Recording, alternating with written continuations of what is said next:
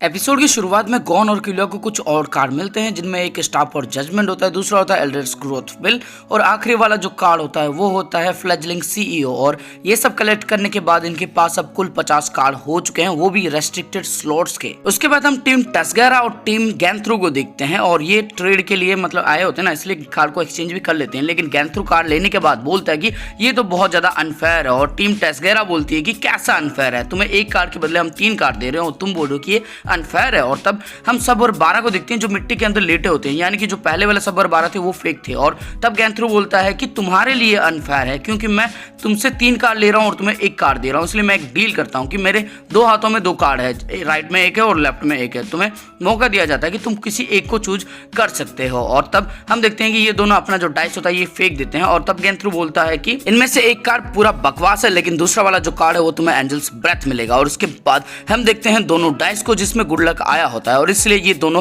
अचानक से हमला कर देते हैं टीम टस्गेरा के ऊपर। और टस्गेरा बिल्कुल भी तैयार नहीं होता, उसको बिल्कुल भी पता नहीं होता कि ऐसा भी हो सकता है। और इन्होंने वो गॉन्टलेट भी पहना होता है और ये लेवी को ऑन करते हैं जिसकी वजह से हर एक के जो कार्ड होता है ना बुक होता है उससे 2-2 कार्ड गायब हो जाते हैं, यानी कि ये कुल 8 कार्ड चुरा लेते हैं इनसे और फिर मासाडोरा के लिए रिटर्न कार्ड का यूज करके निकल जाते हैं। और ये सब कुछ कर नहीं पाते, सिर्फ देख रहे होते हैं। इसके बाद टीम टस्गेरा उनको फॉलो करने लगती है लेकिन टस्गेरा उसको रोकता है और बोलता है कि पहले चेक करो कि कौन कौन से कार्ड गायब हैं। और ये जब चेक करता है खुद का तब इसको पता चलता है इसका 80 नंबर का कार्ड और 65 नंबर का कार्ड गायब होता है। जो दूसरा मेंबर होता है उसका 42 और 53 गायब होता है, तीसरा मेंबर का 29-24 गायब होता है और चौथे मेंबर के साथ सबसे ज्यादा बुरा होता है क्योंकि इसके पास 2 85 के कार्ड होते हैं और दोनों के दोनों गायब होते हैं। टस्गेरा जिन कार्ड की मदद से एनिमी को कंट्रोल करना चाहता था वो गायब हो चुका होता है और इसको पता चलता है कि उन्होंने जरूर रिस्की डाइस का यूज किया होगा। और तब ये सीधा देखता है फेक सब और 12 की तरफ और वो बोलते हैं कि हम इनके साथ नहीं है, उन्होंने कुछ आइटम का यूज करके हमारा फेस बदल दिया और उसके बाद उन्होंने हमें मजबूर किया ऐसा करने के लिए। इसके बाद टस्गेरा के जो मेंबर्स होते हैं वो बोलते हैं कि हमें उनका फॉलो करना चाहिए। और तब ये पूछता है कि गैंथ्रू बॉम्बर है और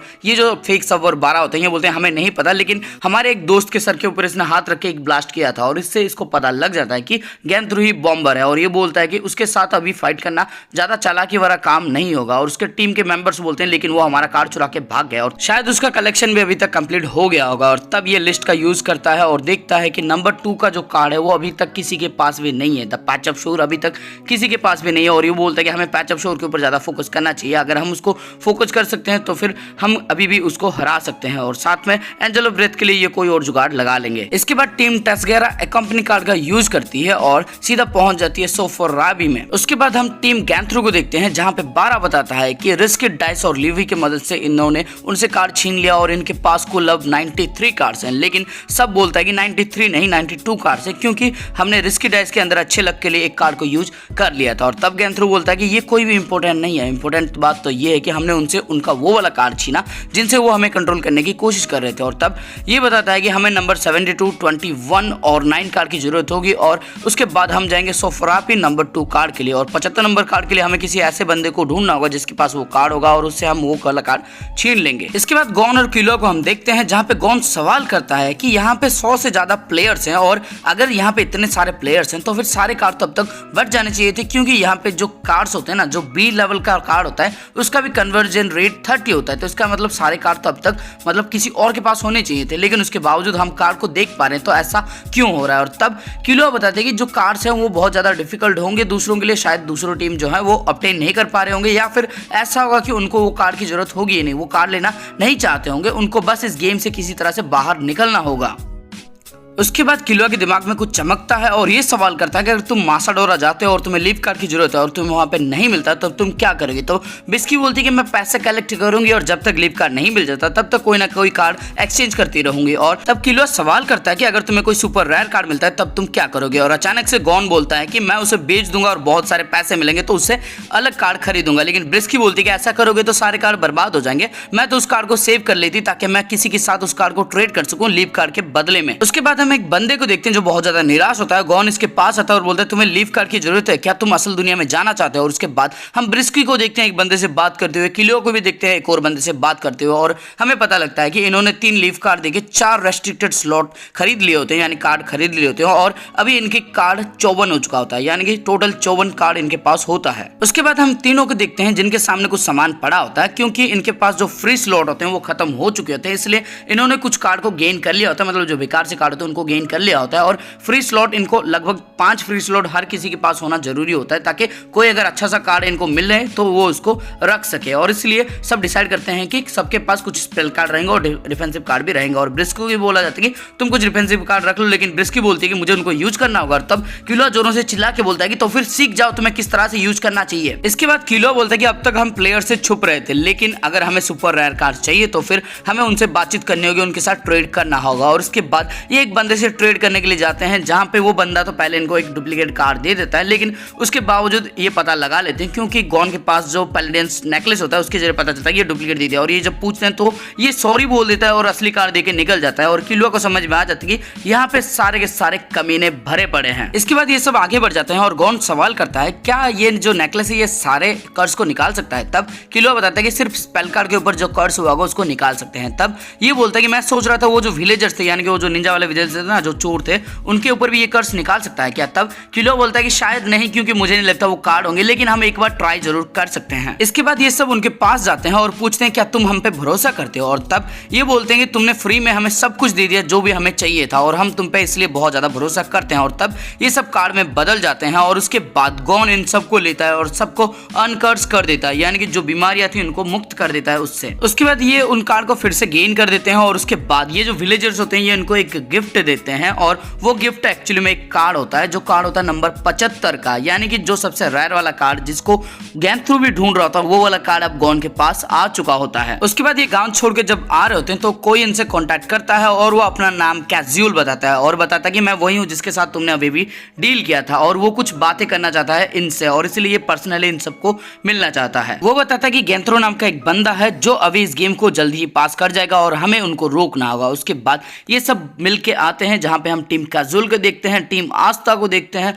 उसके बाद हम देखते हैं टीम हैंस को, फिर देखते हैं एक अकेला बंदा होता है जिसका नाम होता है गुरेन, फिर देखते हैं टीम याबीबी और आखिरी में गॉन और उसकी टीम को देखते हैं। और यहाँ पे भी कैजुअल बताता है कि गैंथ्रो को हमें रोकना होगा क्योंकि वो गेम को बहुत जल्दी पास कर जाएगा। लेकिन तब किलो अचानक से सवाल करता है कि तुम्हें कैसे पता कि उसके पास कितने कार्ड्स हैं वगैरह वगैरह। और तब आस्था जो होती है उठ खड़ी होती है, बोलती है कि हमें इनकी क्वेश्चन को नहीं सुनना चाहिए, ये तो एमेच्योर है, इनके पास दिमाग ही नहीं है, इनको कुछ पता ही नहीं है, तुम आगे बढ़ो। लेकिन जो कैजुअल होता है वो बोलता है कि इतना भी तुम्हें रूड होने की जरूरत है नहीं, उनको शायद तुमसे ज्यादा भी कुछ पता हो सकता है, हम यहाँ पे एक्सचेंज करने के लिए तो आए हैं इन्फॉर्मेशन के लिए। और ये बताता है कि एक रैंकिंग होती है जिसका नाम ट्रेड शिप होता है और वहां पे जाके तुम किसी भी बंदे की रैंकिंग को पता लगा सकते हो जो टॉप पे होता है। और साथ में अगर तुम कुछ पैसे देते हो फिर तो तुम्हें उसके बारे में सब कुछ पता लग सकता है, कौन से कार्ड उसके पास है और उसको कौन से कार्ड की जरूरत है। इसके बाद आस्था बोलती है कि अगर तुम ऐसा करते हो तो फिर तुम उस प्लेयर के साथ कॉन्टैक्ट नहीं कर सकते जब तक तुम उससे मिल नहीं जाते आमने सामने से। और ये बोलती है तुम्हें कुछ समझ में आया बॉयस, और ये दोनों बहुत ज्यादा चिढ़ जाते हैं इस बात से। उसके बाद टीम कैजुअल का एक मेंबर बोलता है कि अगर तुम किसी भी एक बंदे को जानते हो तो तुम उसकी पूरी टीम की इंफॉर्मेशन जान सकते हो। और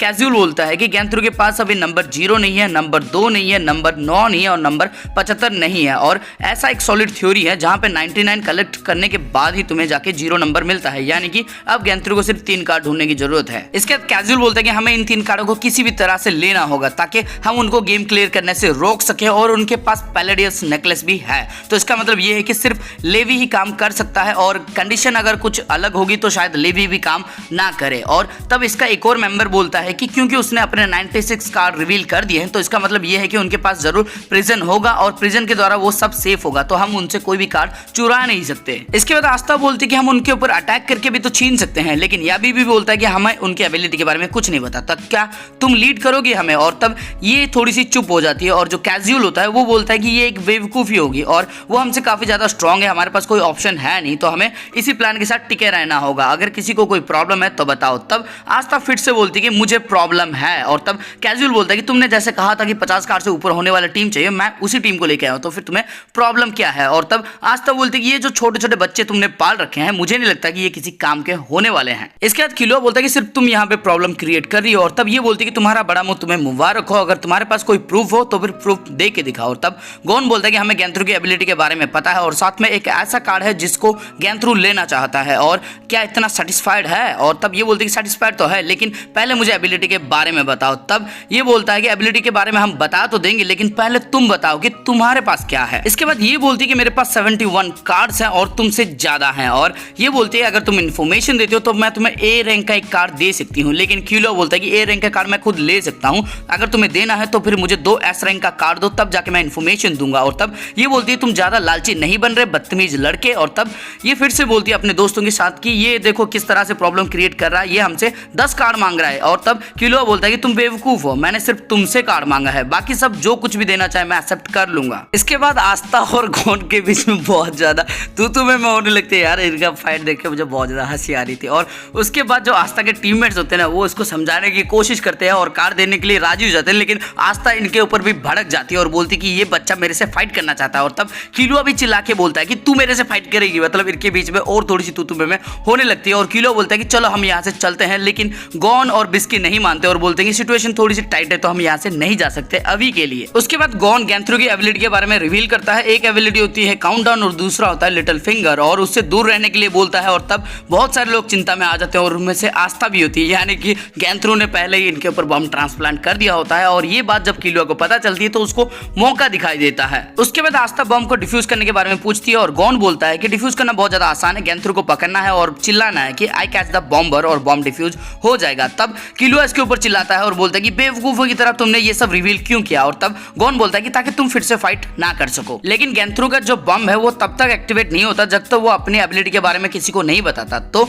तुम उससे दूर रहो, तुम सेफ रहोगी। उसके बाद आस्था इन्फॉर्मेशन देती है और बोलती है कि एक स्पेल को तुम 2 तरह से कास्ट कर सकते हो, पहला तो तुम जोर से उसका नाम लोगे और वो कास्ट हो जाएगा, या फिर दूसरा तुम उसको अपने बाइंडर में लगा दोगे। फॉर एग्जांपल अगर तुम्हें लिस्ट चाहिए किसी की तो तुम जो स्टील कार्ड है उसको बाइंडर में लगा दोगे, जिसकी वजह से पूरा लिस्ट निकल जाएगा, जिससे तुम मिले होगे उन सबका नाम आ जाएगा। उसके बाद तुम सिलेक्ट मत करना और सीधा उस कार्ड को निकाल देना, और उसके बाद तुम उस कार्ड को फिर से यूज कर सकते हो, लेकिन लिस्ट तुम्हें मिल जाता है। इसके बाद टीम कैजुअल बताती है कि बीरेम के सारे रेस्ट्रिक्टेड स्लॉट तुम्हें स्टोर के अंदर मिल जाते हैं, और टीम हैंड्स बताती है कि अगर तुम किसी जगह से बार बार 50 बार से ज्यादा खरीदते हो तो तुम उसके फ्रीक्वेंट कस्टमर बन जाते हो, और उसके बाद तुम्हें वो बहुत सारे डिस्काउंटेड ऑफर्स भी देते हैं। और आखिरी टीम इन्हें इमराल्ड ब्यूटी या फिर मिस्ट्री पॉइंट देने के लिए बोलती है, और उसके बाद आस्था बोलती है कि तुम्हें सेटिस्फाई करता है या फिर तुम्हें मैं एक और कार्ड दूं, लेकिन गॉन बोलता है कि मैं सेटिस्फाइड हूं, मुझे किसी कार्ड की जरूरत नहीं है। इसके बाद गॉन सबको शुक्रिया अदा करता है इन्फॉर्मेशन के लिए, और किलो सवाल करता है कि हमें कौन सा कार्ड को मैनिपुलाइज करना चाहिए, यानी कंट्रोल में लेना चाहिए। और तब कैजुअल सोचता है 75 के बारे में, लेकिन ये बताता है कि 75 हमारे पास है और साथ में